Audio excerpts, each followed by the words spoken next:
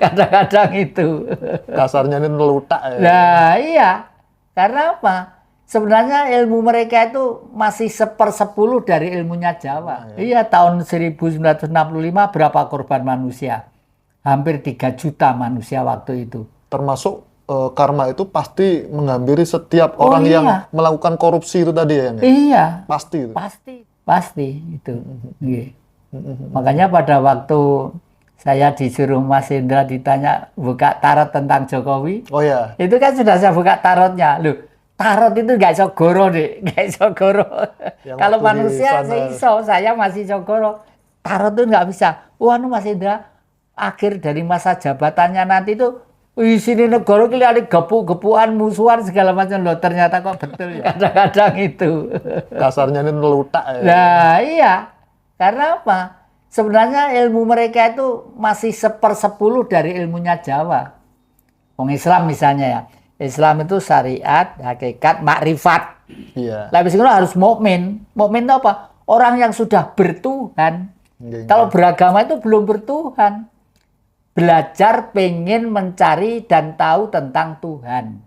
Kudu lulus, lek lulus piye? Harus bertuhan. Lek bertuhan piye? Wis gak duwe agama. Gak duwe agama. Ya kitab suci piye? Gampang ngene aku kitab suci ngene dadi kitab suci. Bener-bener ya. Di dalam kejawen Eyang, apa makna sejati dari kata rahayu yang sering kita ucapkan, yang Eyang Ya. sebutkan tadi? Ya, karena ini sabdo ya rahayu. R itu sinar halus.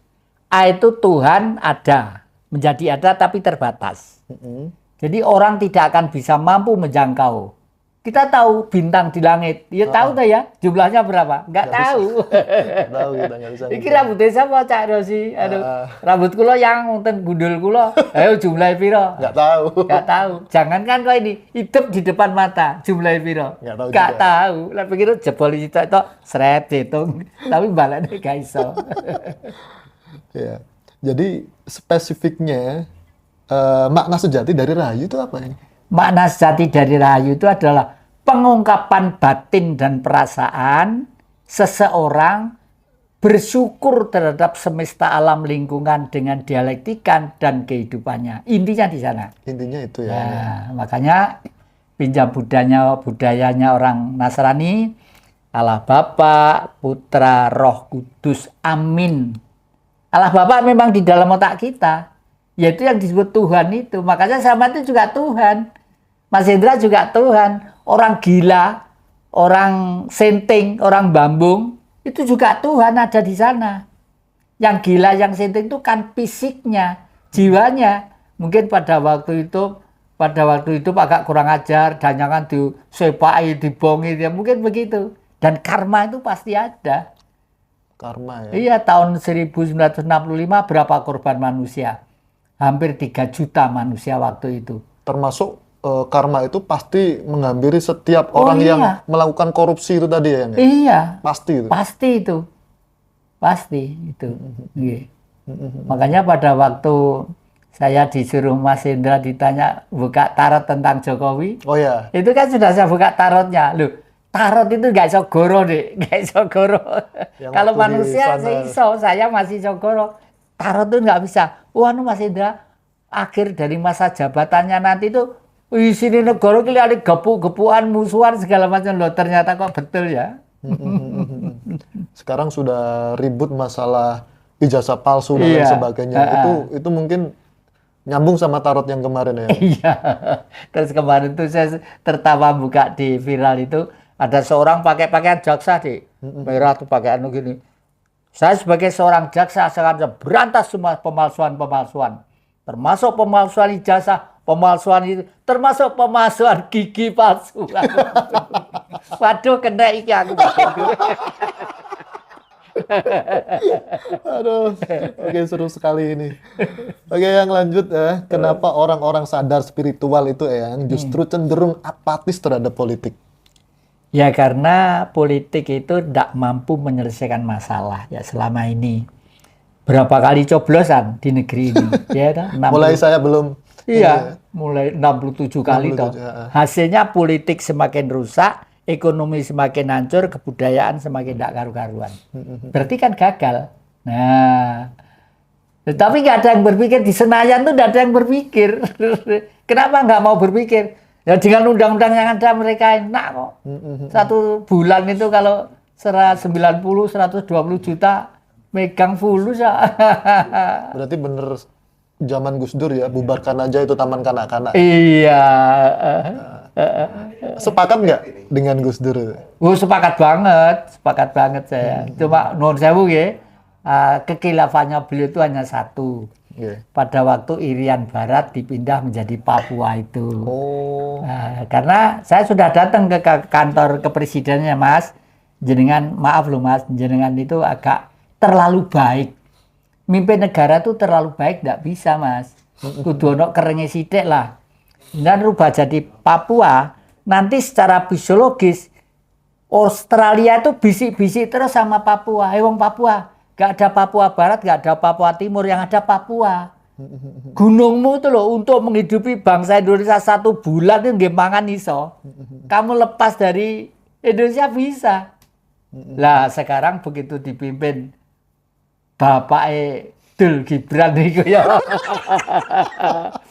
Oh, Aceh pengen merdeka, kono pengen merdeka, kene pengen lama. Iya toh kenyataan. sampai kantor PBB itu kan ya kemarin. Ya iya, ya Saya itu. lihat ya. Yang aku masih pengen ketawa ini. Apakah dunia ini bisa berubah tanpa menyentuh kekuasaan Eyang? Kira-kira menurut Eyang seperti apa ini? Bisa.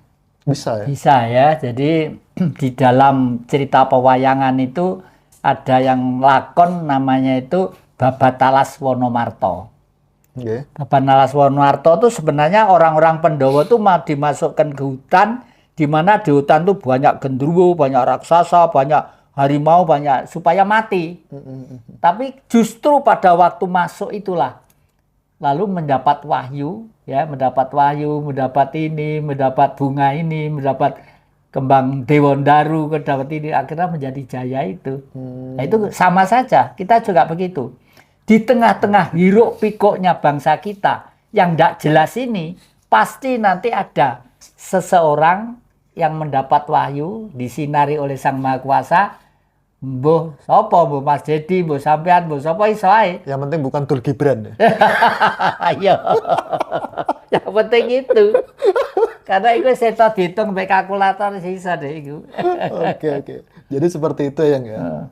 Lantas bagaimana Eyang cara menjaga kesucian batin di tengah dunia yang penuh manipulasi kekuasaan? Nah, gini. Kalau di Jawa itu banyak nabi, Dik. Termasuk di Solo itu ada seseorang yang namanya itu Raden Sunarto Mertowardoyo. Oke. Beliau itu menulis buku yang namanya Sasongko Jati. Ajarannya itu gampang. El Pramit. El Pramit itu singkatan. Eling percaya mituhu. Eling karo sing gawe urip, percaya karo ajarane, mituhu itu nglakoni. Nah, Islam ya percaya karo Rasul, karo karo Nabi, karo kitab suci nih. Sing penting nglakoni kuwi. Tapi ini semua nggak cukup. Kudu dadi 5 laku yang dimilikinya. Ditambah 5 menjadi hastosila. Terus lambangnya dipakai 8 penjuru angin Mojopahit itu sebenarnya itu. Itu hastosila itu sabar, rela, nrimo, temen, jujur, pasti berbudi luhur. Itu Hastosilo. Hastosilo. Kalau si Hasto yang kemarin baru ber-KPK itu ya. Kalau ke depan KDM berpasangan dengan Dul Gibran gimana ya? Siapa? Mas Dedi. Mas Dedi. Kolab sama ya Dul eman-eman Mas Dedi ini no. Eman-eman. Jangan sampai turu-turu melok jelungup ya. Enggak banget berarti ya? Waduh, enggak banget. Pokoknya janganlah. Soalnya wis orang kalau sudah menduduki kursi direkayasa sedemikian rupa, itu wis jelas dudu wahyu, Dik. Kembali. Oke, kita kembali ke pertanyaan berikutnya ya. Apakah panduan Siddhartha Gautama untuk membantu manusia agar pulang ke rumah sejati, Yang? apa dik? Panduan dari Panduan. Panduan, ya. Kembali ke rumah sejati. Panduannya itu hanya 5 ya, dan Bung Karno fanatik banget dengan kebenaran 5 itu. Angen-angen bener, pikiran bener, tutur kata bener, pribadi bener, bergaul bener. Itu aja. Ya. Jadi misalnya begini, angen-angen bener. Setiap makhluk sing duwe weteng iku mesti duwe angen-angen. Apa hubungannya weteng karo angen? Lah wetenge luwe, angen-angennya kan pengen mangan. Gitu, pengen makan kan? Pengen makan. Kan belum makan, belum bareng wong pengen makan kok ya. Iya. Oleh karena itu pergi ke dapur loh. Ibunya kok belum masak, mungkin masih arisan, mungkin masih ke pasar, mungkin masih kemana. Ke warung aja, nggak langsung ke warung, pakai pikiran dulu. Dompet dibuka. Oh, dompet galak 2.000 mau pesen sate karo gulai. Bisa ninggal sandal. Ya toh. Ninggal sandal. Itu ya. Sebelum Mas Rozi nih ya, ada satu pertanyaan dari teman-teman yang diulang-ulang terus gitu ya. Kita tahu bahwa kapan hari yang namanya Cak Nun, MH Ainun Najib itu kan dihujat orang se-Indonesia gara-gara mengeluarkan pernyataan yang menyinggung Pak Jokowi. Tapi sekarang ini banyak yang bertanya, kenapa kok justru sekarang banyak orang yang mencaci maki dan menghujat Jokowi gitu?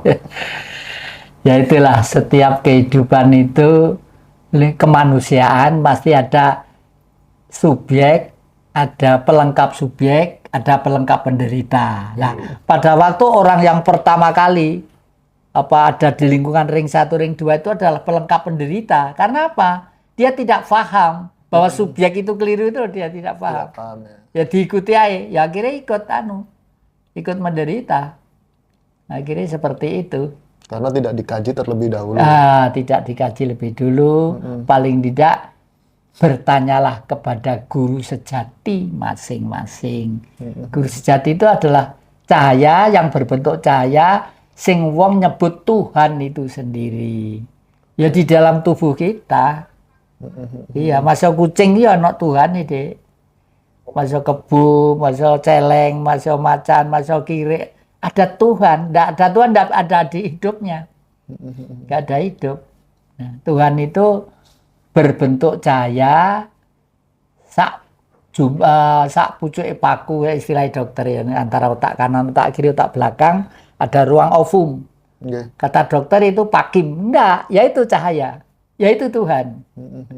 Nah, karena manusia diberikan kepada manusia yang paling istimewa. Karena otak itu diberi perangkat 11 miliar simpul saraf.